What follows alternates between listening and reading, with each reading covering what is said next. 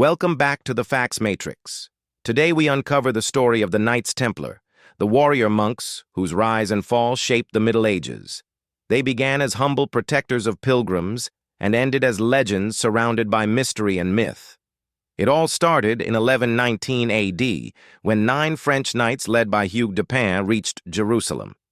The Holy City had recently been captured by Christian crusaders, but the roads leading there were dangerous, filled with bandits who robbed and killed travelers. Those 9 men swore an oath to protect pilgrims journeying to the sacred sites of the Holy Land. They took vows of poverty, chastity, and obedience, living simply and devoting their swords to God.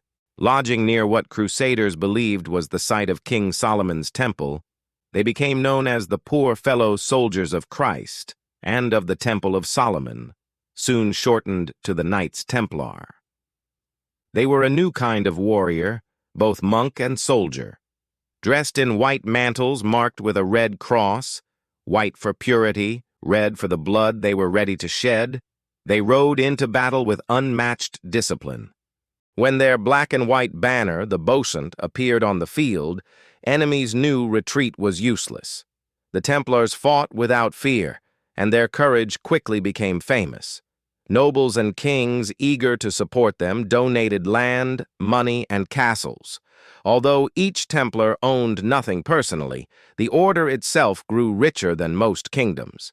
They built fortresses across Europe and the Middle East, including massive strongholds that guarded roads and ports. These commanderies became centers of training, storage, and administration, all connected through an extraordinary network that stretched from England to Jerusalem. The order's organization and efficiency made it unlike anything else in medieval Europe. Yet their power went beyond battle. The Templars created one of history's first international banking systems. Pilgrims could deposit money at a Templar house in Europe and withdraw it safely in the Holy Land using a written note, centuries before modern checks existed. Kings trusted the Templars with their treasuries. Merchants used their network to move funds across borders. Their fortress in Paris even served as the royal treasury of France. The Templars became the medieval world's most secure vault and most trusted accountants. By the 1200s, they were a state within a state, enormously wealthy and answerable only to the Pope. They owned farms, vineyards, ships, and towns. Their estates generated steady income that funded crusades and fortified borders. But their success created envy and suspicion. Some accused them of hypocrisy for living richly while preaching poverty. Others simply wanted their wealth. When the Crusader kingdoms collapsed and the Christian forces lost Jerusalem, the Templars' mission seemed finished. They had no Holy Land left to defend, yet their power remained. That made them a target. In France, King Philip IV saw the opportunity. He was one of Europe's most powerful rulers and one of its most indebted. His wars had emptied the royal treasury, and he owed huge sums to the Templars. Their independence infuriated him. They answered to the Pope, not the crown, and their Paris temple held more wealth than his own coffers. In secret, Philip plotted their destruction. Before dawn on Friday, October 13, 1307, royal officers surrounded every Templar house in France. The knights were arrested, their property seized, and their leaders dragged away in chains. The accusations were shocking: heresy, blasphemy, and secret rituals. They were said to spit on the cross, deny Christ, and worship strange idols. Under torture, many confessed to impossible crimes, others refused, insisting the order was innocent. But once the accusations spread, even the Pope hesitated to defend them. By 1312, the Church officially dissolved the Knights Templar, and their lands were transferred to another order, the Hospitallers. Yet much of their wealth and documentation disappeared, feeding rumors that something had been hidden away. The final chapter came in 1314. The last Grand Master, Jacques de Molay, was led before the people of Paris to face execution. Offered a chance to repent, he instead proclaimed that the Templars were innocent and that both King Philip and the Pope would soon face God's judgment.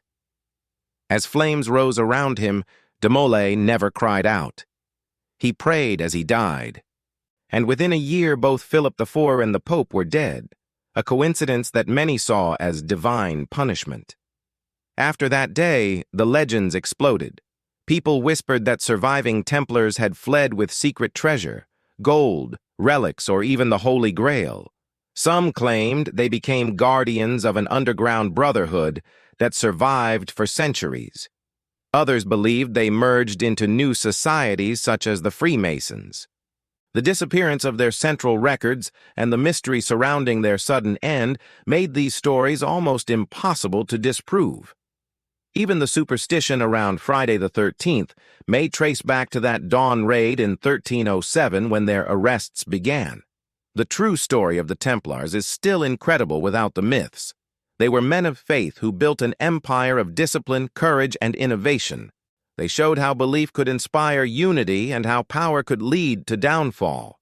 Their financial system paved the way for modern banking. Their castles shaped medieval warfare, and their fall revealed how quickly fortune can turn when politics and greed collide. Today, the Red Cross of the Templars appears in films, games, and novels as a symbol of mystery and devotion. Their name evokes both holiness and secrecy, bravery and betrayal. They began as 9 knights guarding pilgrims on a dangerous road and ended as martyrs burned at the stake. But between those moments, they helped define an age. The Knights Templar remind us that even the mightiest institutions can vanish overnight, yet their stories can live forever. If you enjoyed this journey through history, please like this video and subscribe to the Facts Matrix. Your support allows us to bring you a new video each and every day. Thank you for watching, and remember, sometimes the greatest stories aren't legends at all. They're history. Well, there you have it. Thanks for joining us on this journey. See you next time when the Facts Matrix brings you more facts about people, places, and beyond.